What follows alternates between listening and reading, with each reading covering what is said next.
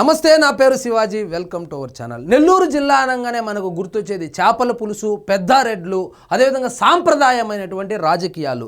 ఇప్పుడు ఇవన్నీ పోయి లేడీ డాన్లకు ఫేమస్ అయిపోయింది. సో ఒక్క అవకాశం అని చెప్పి జగన్మోహన్ రెడ్డి గారికి ఒక్క అవకాశం ఇస్తే నెల్లూరు జిల్లాని ఏం చేసి పెట్టాడంటే లేడీ డాన్లకు ప్రసిద్ధి అయ్యేటట్లు చేశాడు. మొన్నటికి మొన్న అరుణ కావచ్చు, నిన్నటికి నిన్న ఈమె పేరేందంటే కామాక్షమ్మ అంట. ఈమె గంజాయి స్మగ్లరు. ఈమె దాదాపు ఒక 10 బ్యాచ్లు నడుపుతా గంజాయి స్మగ్లింగ్ అంటే వైఎస్ జగన్మోహన్ రెడ్డి గారి హయాంలో ఈ బటన్లు నొక్కితే పథకాలు ఎంతమందికి అందిందో నాకు తెలియదు, కానీ గంజాయి మాత్రము మారుమూల పల్లెటూర్లలో కూడా చేరిపోయింది. మారుమూల పల్లెటూర్లలో కూడా యువత గంజాయికి ప్రభావితమైపోయి వాటికి అలవాటు పడిపోయారంటే టోటల్ క్రెడిట్ ఎవరికి వెళ్ళాలనేది ఒకసారి ఆలోచించండి. ఇంతకు ముందు ఎప్పుడైనా చూసారా? గంజాయి అనేదే వాసన కూడా తెలియనటువంటి నెల్లూరు జిల్లాకి గంజాయి పరిచయం చేపించింది ఎవరు? సో జగన్మోహన్ రెడ్డి గారు అప్పుడప్పుడు అంటూ ఉంటారు, ఆ ప్రేమ ఏమైందో, ఆప్యాయత ఏమైందో, అనురాగం ఏమైందో అంటే ఇలాంటి వాళ్ళ వల్ల పోయింది. ఆ ప్రేమ లేదు, ఆప్యాయత లేదు, అనురాగము లేదు. సో జగన్మోహన్ రెడ్డి గారు ఓడిపోవడం ఒక ఎత్తు అయితే నెల్లూరు జిల్లాలో 10కి 10 సీట్లు ఓడిపోవడం మరొక ఎత్తు. అసలు నెల్లూరు జిల్లాలో జగన్మోహన్ రెడ్డి గారు అంత బలమైనటువంటి పార్టీ నెల్లూరు జిల్లాలో ఎందుకు ఓడిపోయిందంటే ఇందుకు ఓడిపోయింది.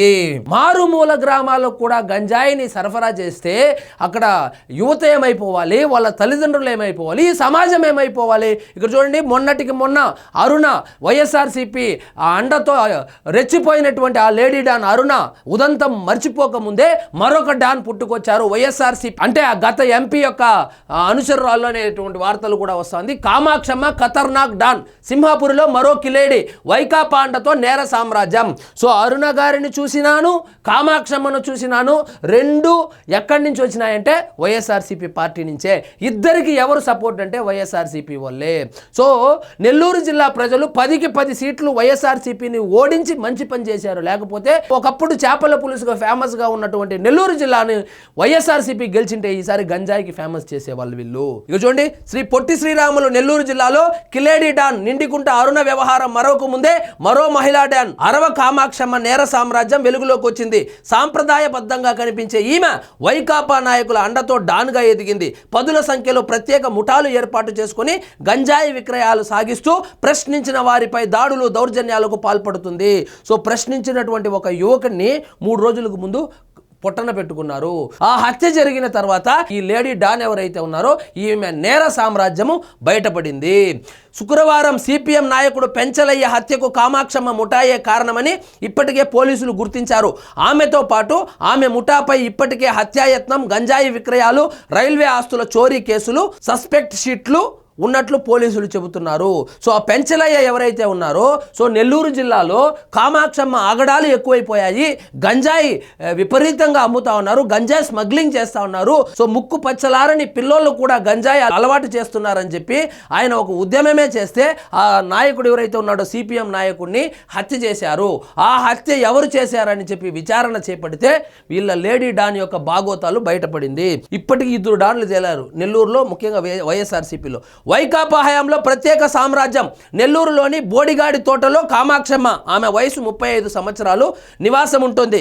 భర్త డ్రైవర్గా పనిచేస్తున్నాడు. వైకాపాలో ఉన్న ఆమెకు ఆ పార్టీకి చెందిన దళిత సంఘం నాయకుడు పాలకీర్తి రవి సహకారం ఉంది. ఓ మాజీ ఎంపీకి అంటే ఆదాల ప్రభాకర్ రెడ్డి గారి పేరు వినపడుతోంది, మరి ఇంకా విచారణలో తేలుతుంది. సో మాజీ ఎంపీకి అనుచరురాలైన ఈమె గంజాయి విక్రయాలతో డాన్గా ఎదిగింది.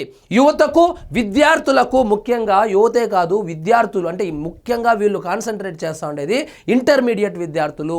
ఇంటర్మీడియట్ విద్యార్థులు ఎవరైతే ఉన్నారో, ముఖ్యంగా నెల్లూరు జిల్లాలో రెసిడెన్షియల్ కాలేజీలు ఎక్కువగా ఉంటాయి, ముఖ్యంగా ఇంటర్మీడియట్ కాబట్టి.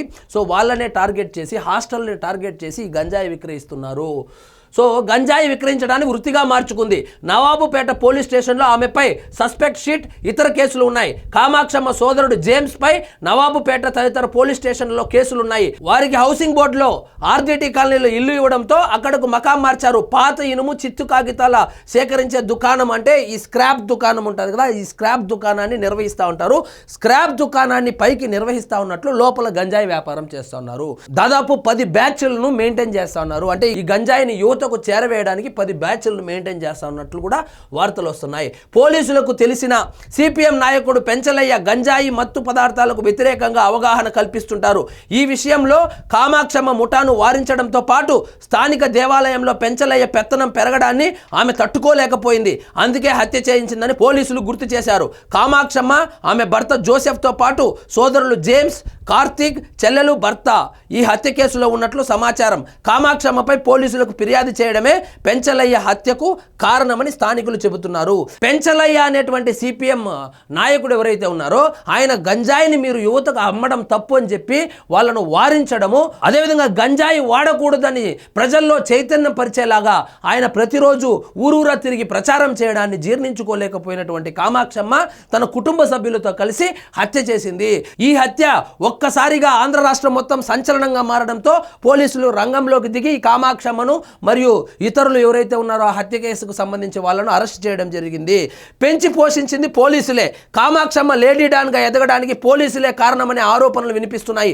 ఆర్డిటి కాలనీ నేరాలకు కేంద్రంగా మారిందని ఫిర్యాదు చేసినా పట్టించుకోలేదని స్థానికులు ఆరోపిస్తున్నారు. ఫిర్యాదు చేసిన వారి సమాచారం నిందితులకు చేరవేస్తున్నారనేటువంటి విమర్శలు వినిపిస్తున్నాయి.